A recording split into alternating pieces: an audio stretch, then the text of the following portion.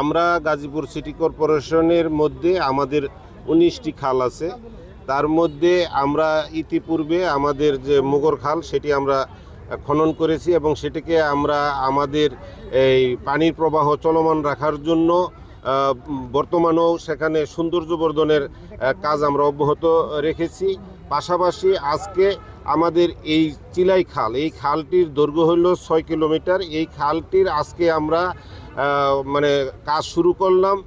3টি স্পটে আমাদের অসংখ্য লেবার আমরা এখানে নিয়োগ করেছি এবং এই এক্সক্যাভেটর দিয়ে আমরা যে খনন কাজ শুরু করেছি। এমনিভাবে আমাদের এই 19টি খালেরই এই খনন যে কাজ এটি আজকে থেকে চলমান থাকবে। আমরা যত দিন পর্যন্ত এই 19টি খাল আমরা পূর্ণাঙ্গভাবে পানির প্রবাহ চলমান করতে সক্ষম না হব ততদিন পর্যন্ত আমাদের লেবার এবং এই এক্সক্যাভেটর দিয়ে আমরা এই খালকে খনন করে এটাকে প্রবাহ চলমান রাখার জন্য আমরা কাজ করে যাব।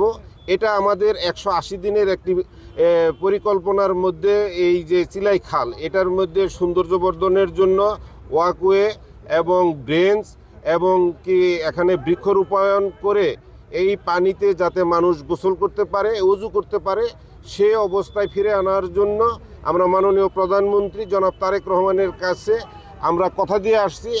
180 দিনের মধ্যে এই চিলাই খালকে আমরা উপযুক্ত করে আমরা এই গাজীপুর নগরবাসীকে উপহার দিতে চাই।